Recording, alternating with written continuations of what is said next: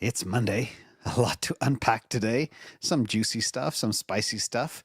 We're seeing some weird action in many different assets. We're seeing the 10-year in Japan hit all-time high, gold hit all-time high, Tesla hit all-time high. Bitcoin on a bit of a rampage, but it's done that a few times before. It's a bit of a what I call the 90K fake out. It runs to 90K and then reverts back to 85K. We'll try to unpack all the crazy stuff that's going on. And then people who are complete perma-bears flip. No, perma bulls, sorry, flip to bearish. What's going on in the world? And that could actually be a good sign. But before we jump in, let's say good morning to Mando and the team. Mando, how you doing?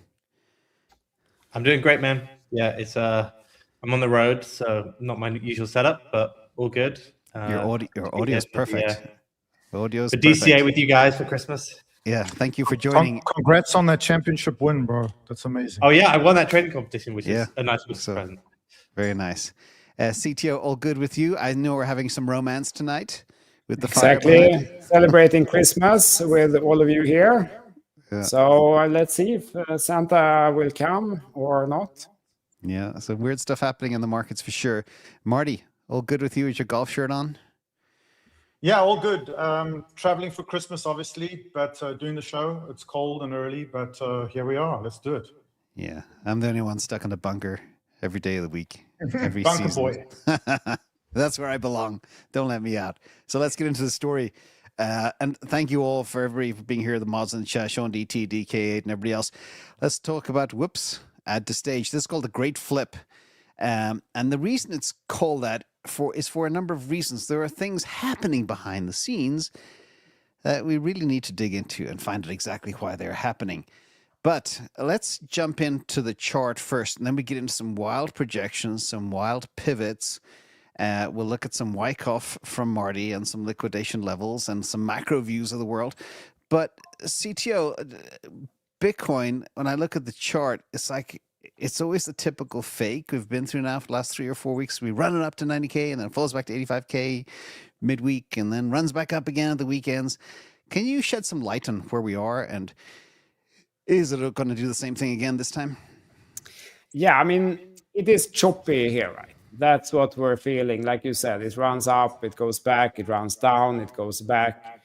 And overall, it's not moving much, right? It's at the same price as it was exactly a month ago, plus 2 days. So, of course, we have seen some recovery here. This bear flag, as I drew it, it confirmed, but then not much happened. Instead, price reverted. There's some echo, I think, maybe if you guys mute. So I think what we're seeing here, this strength now is more a result of other markets, like gold hit all-time high, Tesla hit all-time high, as we will talk about later. And I think that that's the strength we're seeing here. If we're comparing the ratios, it hasn't really changed much. Like Bitcoin versus gold is still pointing in the downwards direction. Bitcoin versus S&P 500, there's not much of a recovery here either. So while there is a little bit of recovery, we don't really see I don't see the strength yet. I hope that of course, I'm the biggest Bitcoin fan. I hope that we get the strength back and that we get some real rallies, but it's not confirmed yet, I would say. We do get we still have the choppy price action. That on the other hand, we haven't dumped to much lower levels. That could perhaps have been the case already. And December 1st, picture point bottom at 90 or 85K December 1st, and then again December 18th. Could that be construed as a double bottom? I like to look for double bottoms myself. Yeah, absolutely. I mean, if we clear this, maybe switching to this view instead, if we clear the highs here, this would be a double bottom. So if we clear the high between the bottoms, then it becomes a double bottom. So here is one bottom and here is one bottom, and the high is here. So if we clear this level at about 95,000, then it becomes if we clear I think the key construction here, regardless of how we draw it, is if we clear about 95,000 and leave this construction here, some sort of range or double bottom, that could, that would be the signal of hope, I would say, that we're running upwards from here. But we're not really there yet. I think another positive signal, if we back that up, is that the low of this construction, which was back here at November 21st, that low is still holding, and the volume is still the big volume, which is one of the biggest volumes of the whole year. So this could be the ending volume of the move down, and we move up from here. But I don't know yet. I haven't made the big repurchase. I want to see a little bit more confirmation first. But it could be.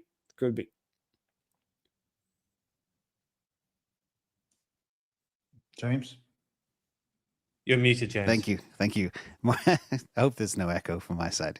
Anyway, Marty, you shared this as your Wyckoff. Bitcoin to 95K, then retraced to maybe 85K, and then bounced to 126K, which is interesting because we have some other so-called experts talking something similar, like a very big move for springtime, March type time frame. Tell us about this chart, Marty, and where you think we could be going. Sure. I mean, I've been using the Wyckoff method. If anybody doesn't know about the Wyckoff method, it's been around for a long time by Richard Wyckoff. It's basically, it focuses on understanding how large institutions or whales accumulate and distribute assets, basically driving market cycles, like with supply and demand. Basically, it says the market is controlled by whales, by large institutional accumulators. So they're trying to accumulate the asset and distribute the asset. And it pretty much is the most accurate of all methods. Obviously, it's not 100% perfect, but as you can see, this is the third accumulation and reaccumulation we've gone through. Obviously, we had distribution through the 126 phase. Wyckoff called it almost exactly. And now we see here we're coming to the accumulation phase, and you can see how almost exactly it goes to the Wyckoff method of accumulation. And you can see all the key levels of support and resistance, but this is an accumulation strategy. So basically, we're all aware of what happened at 126, which is the reverse of the spring. And just by the way, the spring doesn't mean in the spring, the season. The spring is an automatic reaction. It's a price level in which whales will re-enter the market, driving it up, to break resistance. And so as you can see, the expected date there I've got is it's a prediction. It's not 100% accurate, but it looks like we're going to have a fake Santa rally into December 25th. Everyone will think it's the end. It's a double bottom, blah, blah, blah. It'll hit key resistance, like CTO said, at 95,000, and come down and remove all the longs that have accumulated since the 21st of November. So all of the long positions that have accumulated at the bottom in this accumulation will get flushed. That'll be the spring. You'll see the highest volume of the season, absolute chaos, and that'll be your automatic reaction. And from then on, we'll trade up. I think we'll trade up pretty aggressively through the LPS and the SOS into January, February, March, etc., following the Fed and the easing process on the macro. But the big caveat here is expect a fake out. Exactly. That's what Wyckoff is telling you. There will be a euphoric moment running to 95. Everyone will think it's over, but that's probably a dead cat bounce. And once again, no one knows. We don't have a crystal ball. The controllers also know about the Wyckoff method. They know that we follow it. So they might fake us out there, and we might move up from there. But anyway, it's a good thing to see, but you can see how accurate it is. Unbelievably accurate. And the reason I said spring is I know what the spring is in the Wyckoff, but there's another spring too. This guy, okay, Arthur Hayes, and another one of these guys that makes these predictions, either hella bearish or hella bullish. He never hits. Mando, I'm looking at you right now. Now he's saying 200 grand by March. Now, he did have something very interesting to say. He wasn't picking a number out of his behind, but he was talking about, he looks a lot of kind of central bank liquidity and macro. And he said the main reason, he says, is the change in global government policy. It points to a new strategy. For example, the Federal Reserve is now I call it stealth QE. They're calling it reserve management purchases. We're seeing another one happening tomorrow for about 7 billion. And it sounds technical. Basically, it's money printing in disguise. And historically, when the government pumps more money into the system, Bitcoin normally follows. So he is extremely bullish. He does believe we could fall. We've got to break through 88 and then through 95 and then 124 and then 200K. How wild is this, Mando? It's not really that wild to me, at least not from Arthur Hayes. Like, if you ever listen to Arthur Hayes speak, I think about Arthur Hayes is as a human being, he is a headline writer's dream because he has very, very bombastic statements, which then make a headline like this and everyone follows it. If you listen to his speak, he's kind of said the same thing for a long time, just that Bitcoin will go higher because global money printing is just going to keep on going higher. And this is one of the best assets to own. I think where he gets it wrong sometimes is pointing out what's going to be the trigger for that. And when, like, assuming the second order impacts, that's where it kind of, sometimes it doesn't really quite make sense. But his general thesis, his overall thesis of just, we're going to see massive money printing out of Asia and out of the West, and this is going to drive Bitcoin higher, I agree with. I don't know about this sort of timeline. 200K by March just seems, again, it feels like one of these things where everyone picks up on it and wants to hold him to it. And then he'll probably speak in March if we don't hit there and go like, oh, well, I think it'll happen in September. But he is a long-term bull on Bitcoin because of money printing. And I'm with him on that. But I don't know. I'm far more in like CTO's camp here in like the short term. I think if you're a short-term trader right now, this is just pain. Like, Bitcoin is not a fun thing to trade right now. And I completely also agree with what Marty's saying. What we've seen here is like it's hit 80K and then we're slowly drifting higher up to 90, 91K on Bitcoin. Do not trust this price action either direction right now. Do not trust it. This is a sort of price action where you get a belief and you think you can follow the trend, and then it rugs you on both directions. So I'd be very, very wary of being overly bearish, overly bullish at this point. I think we need to see like sustained testing of some of the support levels or resistance levels before we have a breakthrough, and like this sort of like slowly trending upwards and then slowly trending downwards market, that is just there to take your money. So be very, very wary of it. Exactly. The market makers are in control. And we do have a little bit of that QE coming from Kalshi Fed to inject 7 billion into the market tomorrow, which actually is today because this is from yesterday. So more of this money is coming in. But there's another, let's look at the macro real quick, and we're going to go back to Marty real quick on this. Walk us through all the stuff, like, because I'm seeing new Tesla all-time high today, gold all-time high, Japanese 10-year all-time high. But there are other things that are kind of depressing, like oil, multi-year low, etc.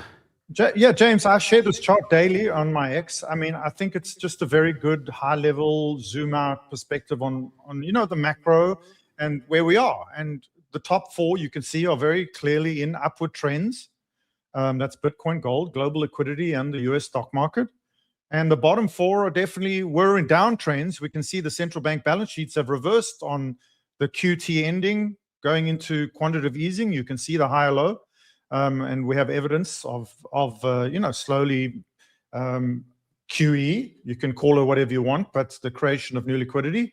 And we can see the dollar is on a downtrend. We can see oil is on a downtrend, and we can see financial conditions are a downtrend. Financial conditions are the aggregate of the dollar, oil, and the US Fed funds rate. So you can see the bottom four indicate clearly a downtrend in financial conditions. In other words, we're about to see easing and growth. And the top shows you we're on uptrends in risk on assets and stores of value and liquidity. So it very clearly shows you the high level picture. So as a trader, I think, short term, like Mando, I agree with Mando 100%. In the short term, I would just follow liquidation levels. In the short term, the market is controlled by, derivative market, liquidating longs and shorts at high leverage. But on the long term, on the high time frame, for the spot buyers, for the accumulators and the people who are holding this asset, or all assets for a longer term, let's say till 2028 to 2032, this is the chart to look at. Definitely, you need to buy the dips in the long term, in my opinion. As the bottom things turn, the top things will accelerate. That's pretty much where we are. So it's a really nice chart. I recommend everyone to follow it. It gives you a little bit of an easing feeling. But as you can see with Bitcoin, it was a really wonderful correction, pullback on profit taking. I mean, obviously, I have my theories that it was China and obviously long-term holders that sold into the cascade. And now I believe that we have a gamma trap. In other words, IBIT option dealers, MicroStrategy option dealers have now trapped the price for the accumulation stage of the Wyckoff using the option tables and gamma. So anything over 90, they'll sell, and anything over 88, they'll buy. And they're just holding it in that range, hedging and accumulating, in my opinion. Now, what's interesting is on December 26th, James, is the largest relief of gamma in history, 287 million. Let me get the exact number. That's the 26th, which lines up with the Wyckoff. It's on the 26th of December. We'll see 278 million of gamma rolling off. That's 54% of total market gamma will disappear. And the prediction is that this will end, and the volatility spike from that will cause delta adjustments and will break out of this channel. And who knows where we will go? That supports the Arthur Hayes thesis. We may see a short squeeze through the Binance order book. Yep.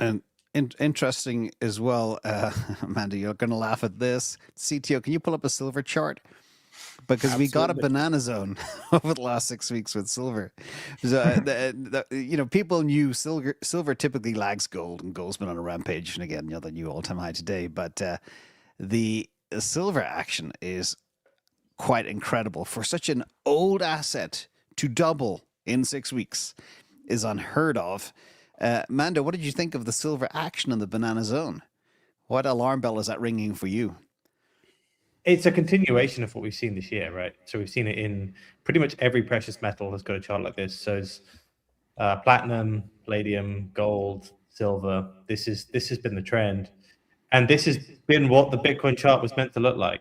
Yeah, and it's been perplexing why Bitcoin hasn't followed this. Maybe Bitcoin got caught in the 4 year, maybe it got caught in something else. But this is the banana zone. This is exactly what everyone was talking about: higher central bank balance sheets, money printing, debasement, only accelerating from now on. Like this is what it should have happened.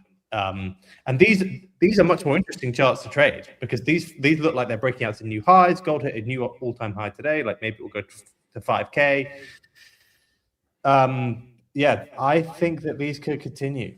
Like it's perplexing that that Bitcoin has not followed assets like this, but I think that the same things that are driving these charts are the same things that you can get bullish about Bitcoin for. Yeah, CTO, your audience, I know we always have stealthy kind of silver and gold stackers all around the place. Maybe some people playing with uranium and stuff. Yeah. Do you believe this was all orchestrated, or is this heavily driven by the Chinese and the BRICS giving up on Bitcoin and focusing on precious metals because they see the end of global fiat? Yeah, I mean, I think there's some echo here. Maybe Marty, also if you can mute. Let me try. Let me know if it works. Excellent. So we have talked a lot about gold and silver for these couple of years, actually, but I'm also surprised that it went this hard, this fast. And there are a few key learnings here. One is that there was a breakout in silver, and it was in the spring 2024. If anyone's interested in classical charting, this is an inverse head and shoulders. It broke out in March 2024. And then there's been several other bullish patterns, and it has just continued up. And in gold, there were also signs. With the big breakout here was slightly 2 months before. It was in February 2024.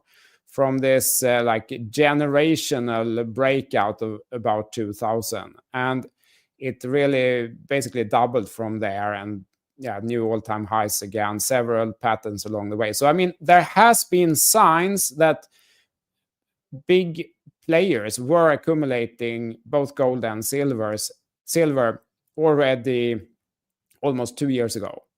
So it hasn't like come that sudden. But I want to warn everyone here, because most people ignore this, didn't see it, and start looking at this chart basically today, and they say, oh wow, this one is going up, maybe this is what I should buy.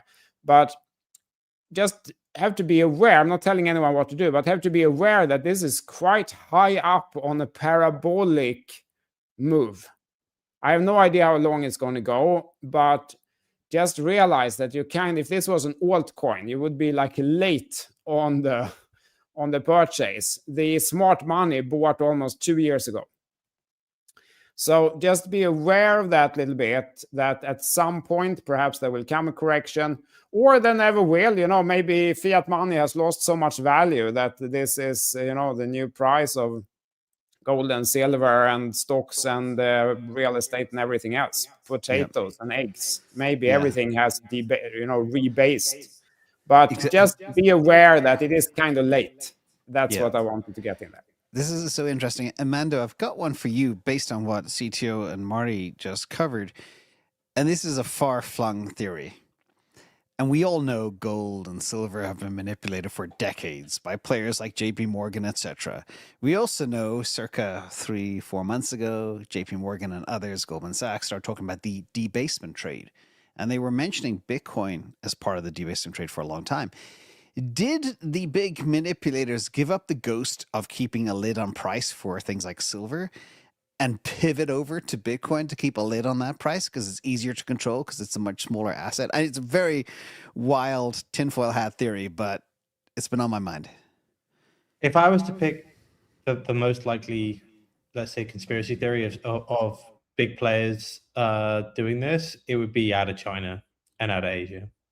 It's very, these are assets which have been very publicly bought by the major Asian central banks, particularly China, over the last decade. And they've also had a pretty anti-Bitcoin stance.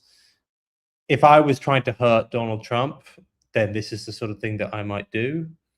So if I was to guess if it could be anything driven by a larger player, it would be out of China rather than out of the Wall Street banks. I mean, I can comment on that. Yeah. I think there are three factors that people need to understand. First of all, the politicalization of Bitcoin by Donald Trump. I think Mando's 100% right. I think that the minute on October 10th, the minute Trump did the tariff retaliation to China, we saw that massive capitulation event, which was China dumping their Bitcoin, in my opinion, to attack Donald Trump's political, his political standing. The other thing is that crypto doesn't have regulated markets. We all know that. Silver does, gold does, stock market does. So, once China did dump their Bitcoin, creating that massive event, we saw the cascading effects, and Binance's exchange breaking. There's no regulation. It was a shit show. So that's a problem. And then the third thing is, China is not, and the banking system is not threatened by gold and silver. They're threatened by Bitcoin and by stablecoin networks. So, you have three major adversaries against Bitcoin, while silver and gold don't have any. I think these are very important points to understand when looking long-term and explain a lot of what's been going on. But I also agree with the CTO, don't chase this. Don't chase the metal train. I think you missed the trade, in my opinion. Don't buy silver at 66. In my opinion, they're all bubbles and it's all paper anyway. It's all paper. These aren't real physical prices. But it's so funny because I covered that topic, Mando, that you mentioned and Marty mentioned yesterday, and that is how, first of all, Europe is even concerned about the US using stable coins to basically prop up the dollar. Russia is worried about that as well.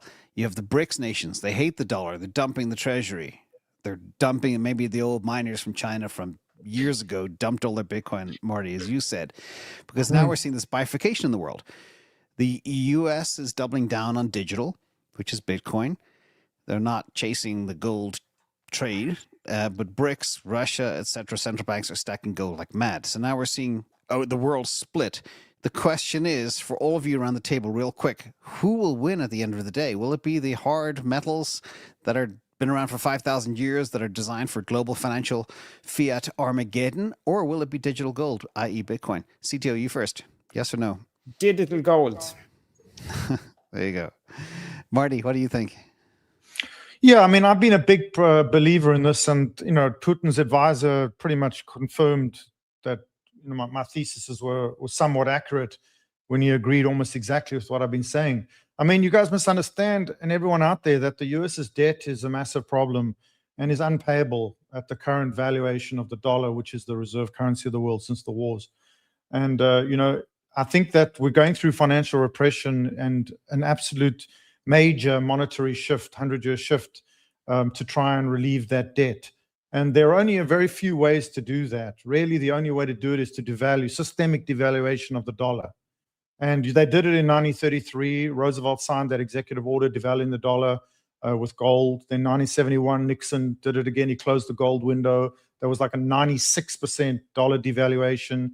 And then in 2008, I believe they started the next dollar devaluation strategy. And I mean, coincidentally, that's when Bitcoin white paper came out, right? So it begs the conspiracy, perhaps the US government is behind Bitcoin in the beginning. But it appears as if stablecoin and Bitcoin is the next machinery that they'll use to devalue the dollar. And, if you look at it in a phased approach, first of all, stablecoin solves all the problems that gold always had, which was how do you distribute the devaluation of the dollar? And by injecting stablecoins backed by treasuries into the world, they create a buyer of last resort for treasuries. They cure the treasury market. They create infinite printing of treasuries, but also, they peg it to the dollar, but then they can devalue the dollar by devaluing the value of treasuries. So all of a sudden they're devaluing the dollar, but yet keeping the peg and having a global US dollar, digital dollar. I think these are all strategies that are probably taking place behind the scenes. Now, they don't happen immediately. It takes years, sometimes decades to prepare for these things. And I think they started in 2008 with the QE. I think COVID wasn't a coincidence. I think that was part of the quantitative easing setup. And then now we've seen the end of quantitative tightening and the Genius Act. So phase one was the Genius Act. That's basically creating the plumbing. Phase two is adoption. We're seeing now banks adopting it, institutions adopting it. It's getting integrated into the payment systems. Phase three will be market structure. We know it's a little delayed from the government shutdown. But once that happens and Bitcoin is solidified as a commodity, I think you see the chart fly and things like that. And then obviously the networks that carry stable coins globally, Solana, Ethereum, Sui, all these things are going to have their moment because they will be the plumbing on which all tokenization exists. Tokenization of the dollar, of real world assets, of the stock market, of everything. And then there'll be the reevaluation event, which is planned probably for the end of 2026, maybe early 2027, when the government will just declare a new value for Bitcoin. And the market will catch up very fast, but they'll back their $37 trillion of debt with $25 to $30 trillion of value through gold revaluation and Bitcoin revaluation. And they'll have a dominant reserve currency. And they'll distribute the devaluation. So, I mean, this is not a wacky thesis. You've got Putin's number one advisor of 20 years saying the same thing. I think this is what's happening, and we're watching the mechanics play out. Exactly. The dollar devaluation is on the table, and this is from Edward. InvestAnswers getting this all wrong. Hey, I used to trade currencies for a living, buddy.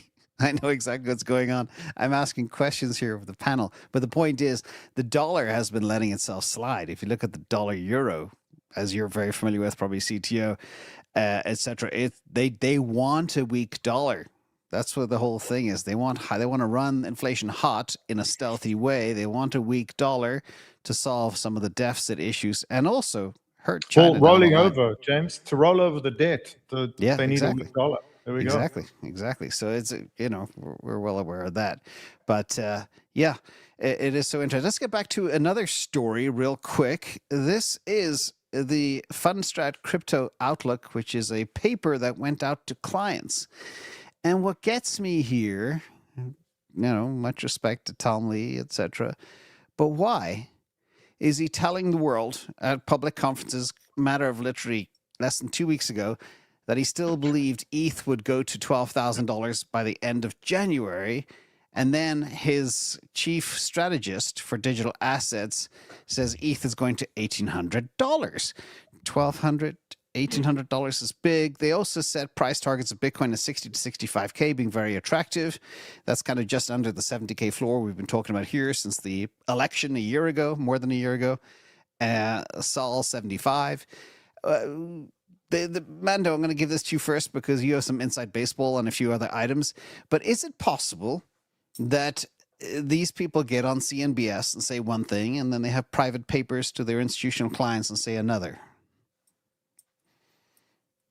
I mean, I don't know. Investment banks is sometimes done that the research department has like very independent views for them. The trading department, for example, or different departments. I don't know about a fund like this. It doesn't seem like it's big enough to have your head of digital asset strategy and Tom Lee, who runs the fund, as far as I'm aware, as one of the co-founders, having such a different view. There is some talk about the fact that Tom Lee's compensation, I think, is paid on January 15th. Yes. And part of what he gets paid for is whether they hit like 4% of ETH ownership or 5% of ETH ownership. I think he gets some performance stock units on the back of that. So there may be some personal incentive for Tom Lee to pump this into January, so to speak, or continue to buy as aggressive as he has been into January, which might be different than the fund. I don't know about that. But at the same time, yeah, look, I think I'm more in agreement with the fund strategy person than Tom Lee here. Tom Lee is kind of a bit like Arthur Hayes. Like he likes a big headline, and he's more of a salesperson. He's had some crazy calls for where things are going to go in very, very short time zones. But the fact that he's kind of like moved it to January makes you ask some questions, I would guess. Yeah, I mean, do you guys the motivation here to stack? He gets paid to buy more ETH. Is there any mention of any particular price? I have the tweet up here that you shared. Or is it just? Well, if he says that, look, if he also gets awarded performance stock units when he hits 4% and 5% of ETH supply, respectively. He's been very keen to get to 4% of ETH supply, right? So it kind of show me makes the sense. incentive. Show me the incentive. Yeah. You know that. I mean, guys, I think that Tom Lee is very much on the same page with what I've been talking about. Remember, do you guys know where Tom Lee was working on the 2008 financial crisis? Mobile. No, he was at JP Morgan's chief equity strategist. No. Okay. So Tom Lee has a deep history, 2007, I think, to 2014. He worked for JP Morgan. So he's very much aware of this underlying crypto strategy. As far as I'm concerned, is hence why he's so bullish, and hence why he's so bullish on stablecoin networks. So I think there's a little bit to do with that. But I agree with Mando. His pay package is very much tied to his ability to pump the price. So be very wary of talking heads, people. I don't think Tom Lee's ever actually used Ethereum. I don't think any of them, Michael Saylor included, really understands this technology. Be very careful of that and wary of it. Anyway. See, Tio, what do you make of all of these shenanigans behind the scenes? Saying one thing, doing another, incentives like this to stack a bag? Yeah, I mean, of course, I don't have any insights either. I just read it like, okay, so Tom Lee talks big headlines and probably has a long-term positive outlook. Then there's some more analytical guy who sits in the back office analyzing things, and he probably comes to the same conclusion as me, like the chart looks pretty bearish. So that's what he says. For now, there's a bearish market structure. What can I do about it? That's probably what he has written in his report. And then someone interview him, and that's what he says. He hasn't put a big strategic hat on it. It's just, saying that it's a bearish chart. And then that can change tomorrow, and then he'll have another picture. That I have no idea. I'm just speculating. I'm just saying it could be a simple explanation like that. I think that's correct. James, you're on mute. Yeah, let's talk a little bit about what could happen in 2026. This has been bubbling up behind the scenes where the top 8 financial institutions of the United States, which own over half of all banking assets, over $14 trillion by my estimations, all of them are either setting up custody for their high net worth clients or the clients, or trading. And Bank of America says not yet. But Bank of America have signaled that by March this year, 2026, they will have both probably up and running for their high net worth clients. And these banks, they may just sound like little banks that you see on the main street, but no, behind the scenes, they have a lot of very, very high net worth clients that manage a lot of money, and they're going to be exposing them all suddenly and at once to crypto, to Bitcoin and other things. Mando, any perspective on big US banks all going in? And could this also be a reason why they want to keep the price low for their clients rather than let it run to 120 again? I think this is bullish. I mean, every single day I read about a new part of TradFi getting into crypto. It's largely been about stables, as Marty was saying earlier. Like, we have a new headline around that pretty much every single day around payments. Just to see this and just see, like, we are going to see pretty much every single one of them have some sort of crypto onboarding over the next 12 months. This is why it's really tough to think if we're going to be in some sort of like really, really sustained downtrend for at least crypto use case. I do think part of the issue around TradFi coming in is that there is a lot more talk of TradFi sort of valuation frameworks for everything now. So I think crypto did kind of live in this bubble of tech before it had maybe reached product market fit, and now we're starting to it's starting to hit product market fit. The valuations have got to continue to make sense in terms of earnings and in terms of use case. And I think for some of the L1s, that's not going to be the case. So I do think this is like bullish for crypto adoption, but I do think what we're starting to see is some realization that some of the things that we built were overvalued. The thoughts on this, Marty? The big banks? Could that be a Yeah, I mean, for this will 2026? once again, I've been a big proponent for the banks being in the final accumulators, and I think JP Morgan, Citibank, Bank of America, all of them are getting involved. JP Morgan today announced that they're going to have offer crypto trading for the institutional clients. It's all happening, just like Mando said, every day. It just feels like every day, every week, there's more bullish TradFi adoption. And then there's this really interesting quote that I read. Listen to this, guys. Citi and JP Morgan published bullish near-term price scenarios for Bitcoin. Citi's 12-month base target is 143,000, optimistic 189, very close to Arthur Hayes. Bearish 78, very close to our bottom, we called it 80-83. Citing easing regulation, growing adoption, and US policy momentum. Very clearly said. JP Morgan projects roughly 170K within 6 to 12 months, arguing deleveraging in perpetual futures is likely complete. Okay, that was our October 10th event, arguably created by the banking system in collusion with whoever they need to. And Bitcoin is attractive on a risk-adjusted basis versus gold. This is from JP Morgan. Both banks acknowledged recent sharp volatility and liquidations, but said market structure and institutional positioning point to meaningful upside. I think that tells you exactly what's happening. There you go. They created a liquidation event to remove leverage from the system. China exited. The cascade created a terrible sentiment. Everybody that was trading that didn't deserve, arguably, these assets are out of the market. The banks used the opportunity to start accumulating. They're accumulating in a channel in the Wyckoff accumulation, and they all have major upside targets, much like Arthur Hayes. And I think it's just a question of time, and we'll see the top. This takes me back to the very profound things I think you said, CTO, 2 weeks ago. You knew high net worth individuals that had been in Bitcoin for 10 years and they lost their entire bag because of cross trading, which is lethal. And I do want to remind everybody, CTO's bringing the heat tonight. It's romance time with the fire behind him. And the links for all these legends are below, everybody. So make sure you follow them, subscribe to them. We're streaming to all our channels so you can follow us all. But that's good insight, Marty. I saw an interesting quote here as well. People are still worried about quantum. You ask anybody that understands computing, we've tackled this a million times. The amount of qubits required to hack Bitcoin are far in excess of hacking any healthcare system, the Pentagon, any bank, government, etc. People are still freaked out about quantum. And could that be a piece of FUD, CTO, as a technologist, that's putting people into precious metals because you can't hack gold? Or maybe you can if you're buying paper gold. Tell us your thought.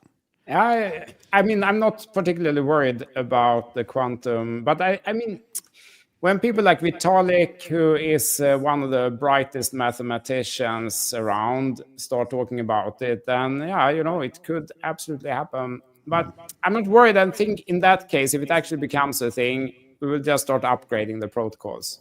Exactly. I think it will be more like, the millennial shift thing where a lot of money will be flowed into a lot of industries to upgrade stuff.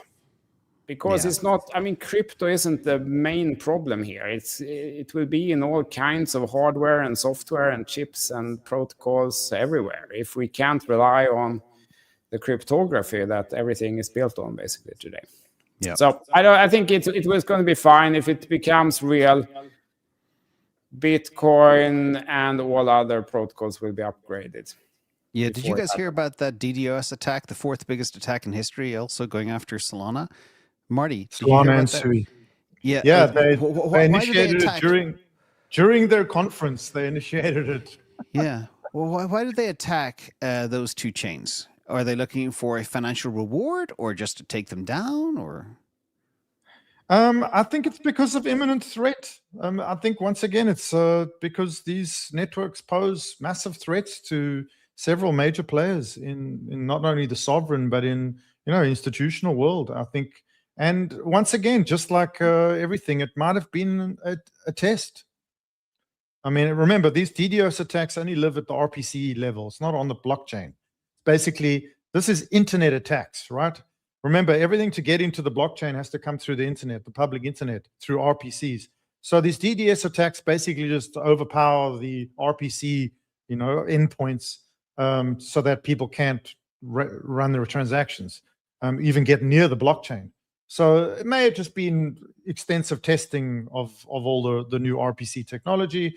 It might have been an adversary. It might have been a North Korea. It might have been a Cardano or a competitor to Solana. And also Sui. Sui was also attacked at the same time. So once again, we're in a stage of adoption and testing, and you never know. It's all speculation as to who did it. The important thing is that it survived. Barely even affected anything, which is just a huge hat tip to all of the improvements made to Solana from the previous DDoS attacks, and especially the move away from the Google RPC technology to create their own. So once again, it was a test, in my opinion, and it failed, just like everything. And it just shows the resilience of crypto. But I think the more important thing is what CTO said, and that is the quantum risk. Firstly, we're looking at a 2030 timeframe. First of all, there are no quantum computers yet. It's still very theoretical. You can't really point at any credible actual quantum experiments at this point. But the biggest risk to quantum is not crypto. Crypto is by far the strongest quantum resistant technology for financials. It's the central banks. The central banks have the oldest, ridiculous technologies, which will be the first to get attacked. And Medical the internet centers, itself, governments, the internet banks, itself will get attacked. all toast. And that might be why banks are all of a sudden turning towards crypto, because they realize that there is an outsourced third-party build out of the technology that they need in order to keep their ledgers safe from quantum attack in the future. Good stuff. That's enough on quantum. And I know people, like even some very good experts, are worried about it. But literally, if quantum ever gets to the level where it can take down Bitcoin, we got way bigger problems on our hands, because that means everything else is toast. That's the simple fact. Like, plus, we're 8 to 10 years away from Bitcoin being in danger. And final piece is they can quantum proof it. They know how, and they will. Oh yeah, your bank account will be zero way before crypto gets attacked. So this guy came out, a friend of yours, Marty, Charles Hoskinson, is explaining why Cardano isn't fast, because it's too decentralized. Complete BS, but I just want to share that anyway. Let's move on to the next story. We have MicroStrategy. They put in another nearly $1 billion into their cash fund to be able to pay dividends on their preferreds out for the next 2 to 3 years. That's pumped the price. The Bitcoin miners are pumping. We are seeing signs of life in the whole space. And this guy, he is a very high net worth individual. His name is Steve Cohen. He makes some very clever investments. He just bought a truckload of MicroStrategy as well. He's at a company, I think, 0.72 Asset Management. Owns. I think, is that the New York Knicks? I don't know baseball very well, but big investors are coming in. They're putting their foot in the water. Mando, is this a positive sign for you? People that never touched this stuff before, that run a lot of money, are stepping in. Steve Cohen's kind of infamous in TradFi. Ran one of the most successful funds of the last couple of decades, and then got caught up for insider trading. Essentially,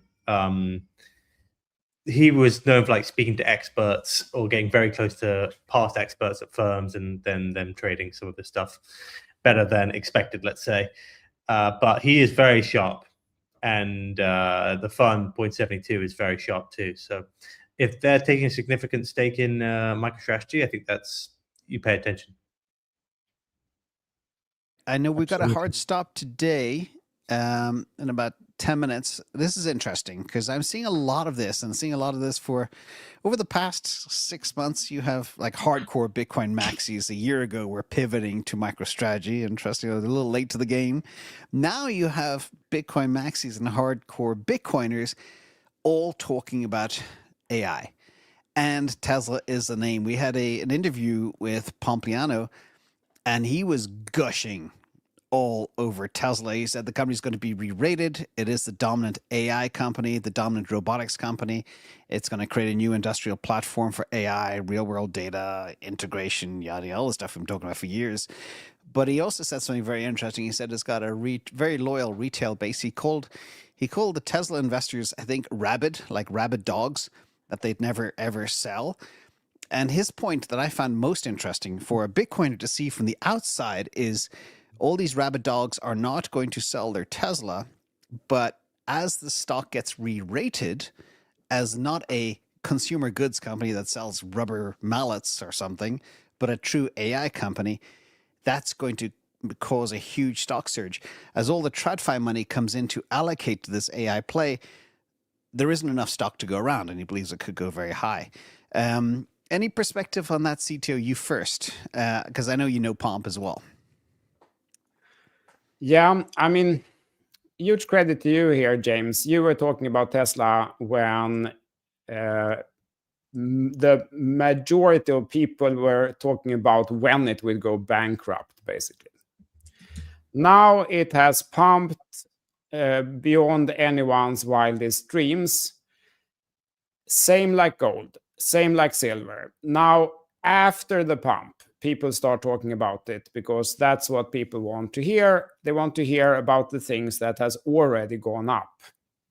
No one is usually interested before the pump has happened. Now, Tesla has pumped a lot, and of course, it could continue, but the time with fairly low risk to enter Tesla was much earlier when, James, you were really the pioneer here, and we have talked a lot about it on the channel as well. So I'm trying to not listen too much about to people talking about things after it has gone up, because I think the reason they're talking about it is more that price has gone up.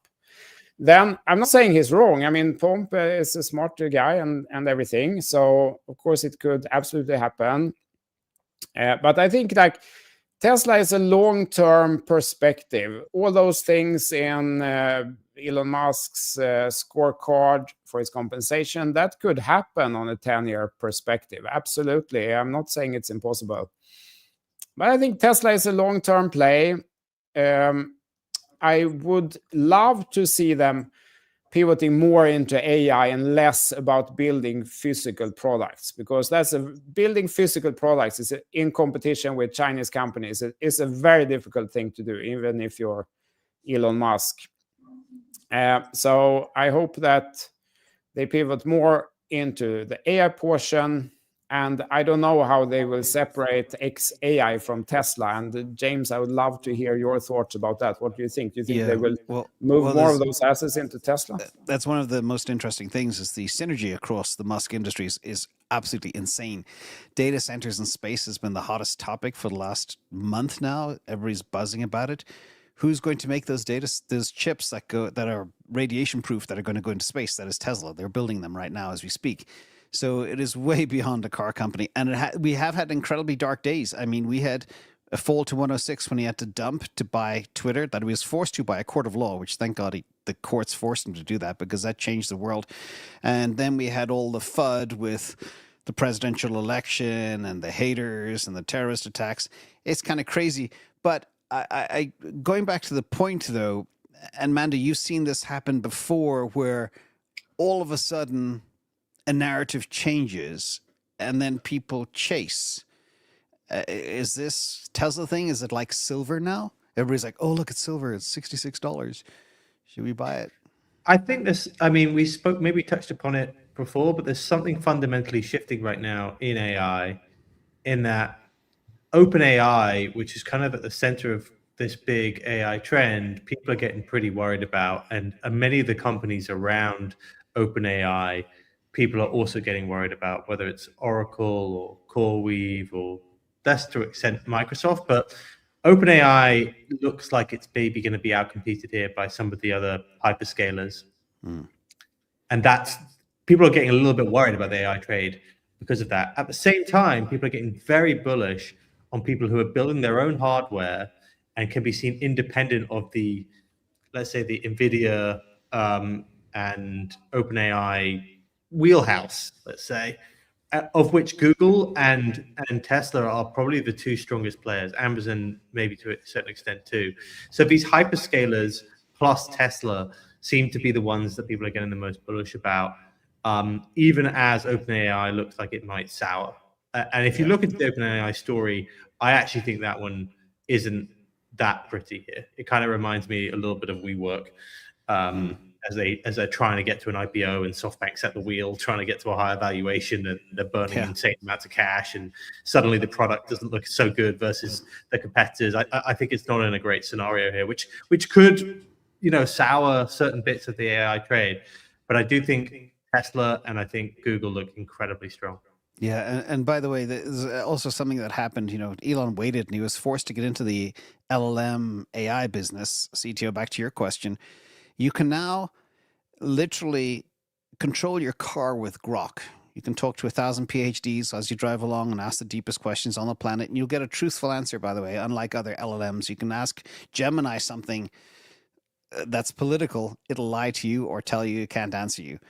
Same thing with OpenAI. They are skewed to give you a certain narrative, whereas Grok will give you the truth. But you can specifically tell your car to avoid all unprotected left turns, or stay away from freeways, or take me to In-N-Out Burger, and then a nice place to have a view and eat a meal. It is crazy how they have taken the best AI in the world, and now you can control your car with it. So that is a huge quantum leap, CTO, for you. But and Elon is basically one already. He's building more coherent compute than anybody else on the planet, and he's still 10xing it every year. Nobody can catch up, even though when Sam Altman says he's going to borrow 1.4 trillion to build out the biggest data center on the planet, same with Zuckerberg, they can't make it coherent. So they're never going to be able to catch up. And that's what's kind of fascinating. Thank you for that, Mando and CTO. Marty, final thoughts from you on this Elon Musk fellow as a technologist? Yeah, as a fellow South African, I mean, the very important thing about Elon Musk that people misunderstand is that Elon Musk's technology and his philosophy is very deflationary. That's why, Kathy Wood also jumped on board with that. These automation, AI, robo-taxis, all of the Tesla IP and mindset and strategy is all about deflation. That's why Elon Musk, when he got exposed to the government, got so frustrated because of the money printing. Because you must understand that the rich benefit most from inflation. The rich want inflation. Okay, assets get more expensive and the wealth disparity increases. They get richer in proportion to the rest of the people. So they've always actually loved inflation. That's why we've seen so much money printing. And I think we've seen a changing of the guard with obviously Trump and Musk, with a deflationary attitude. Stop printing money. Use technology to lower costs, to make the cost of living less. And I think, Elon Musk's also obsessed with energy. And I think AI, he sees as, his primary philosophy is that AI can render things like money, work, obsolete. And obviously supercharged space, autonomous robots going to Mars, space-based computing for AGI, all of this stuff. And I think at the same time, he believes that conversely, winning AI will make space irrelevant because you'll have super intelligent AI, which could solve the energy problem. There's infinite solar power in orbit. So I think that Musk has a philosophical view to use technology to create deflation, which is to solve the problems of the human race, to make life fairer, to make life more equitable. And, he's coming straight up against big tech and, the existing political oligarchy, which are big money printers, love inflation, want to be rich, and they're old and they're dying and they're angry. And so I think you've seen that play out. And obviously in the news and the narrative, it's very hard to distinguish. But I think ultimately that is where we are, is Elon Musk's philosophy is very contradictory to the current establishment. Yeah. We have. So will he win? I think so. I think so because the old people are dying and leaving their money to young people, which are much more aligned with Elon Musk. And two very quick questions. One, we'll get to this one in a second, but it's tax season. A lot of people need to take losses. Very quick around the table. A lot of people are sitting on altcoin positions that are, down huge percentages. Should they just bite the bullet and ditch them, take the loss, or hold and pray for 2026? Mando, you first. It's a tough question. I wouldn't be holding altcoins right now, if I'm honest. I want to see more strength in Bitcoin before I start going into altcoins. So for now, I think there are other assets that can have altcoin-like return profiles with maybe a shorter time horizon. Right now, they seem like the sort of thing you could hold for a while, and it's will be painful. So if you want to realize a tax loss, that's probably a good time to do it right now. Okay. CTO, real quick, ditch your alts that are really dead and write them off. I mean, holding altcoins has rarely been a winning strategy. It's better to try to manage risk and hold them during uptrends only, because most people get surprised of how far down altcoins can go, and they discover it only with experience. It seems like when something has gone down like 90%, it can't possibly go lower. Oh yes, it can. It can go another 90% down to a total of 99% and so on. And people kind of don't know that. They think that it's like a stock or something where it has a reasonable price. So if nothing has changed, it shouldn't change much in price, but it does. So of course I can't tell anyone what to do. I don't know what will happen. Perhaps it goes up from here, but as a general strategy, if we look at the historical prices of crypto, it has not been a winning strategy to hodl altcoins compared to try to only hold them during uptrends. Good stuff. We have one last topic, and then we do have to wrap because someone has an important meeting. AI. We touched on AI. AI will require micropayments at incredible speed to support all token creation for decision making around the world. Agents, etc. There is no way in hell Bitcoins can support it or the fiat system. Marty, I hold all my Solana for a long time, and I'm not letting it go because I believe there will come a day where everything will be tokenized and micropayments will be absolutely critical, especially in the AI world. Talk to us about your view on the future of AI and how it's going to be paid for. It can't be free. Yeah, I mean, agentic finance is the next frontier. I mean, that is the where we get the end of the subscription model, and the dawn of microtransactions, which has been, as a computer scientist, been a topic of discussion for 20 years. Is how can we do microtransactions? In other words, you pay a small amount, very fast, instantly, low friction for usage. So you pay by use instead of this legacy subscription model where you pay whatever they say once a month on a credit card, and whether the quality is good or not. And I think that high-speed blockchains are the solution. And obviously, we saw Solana unveil this X402 thing, which is not directly from Solana, but like everything they do, it's through an ecosystem project.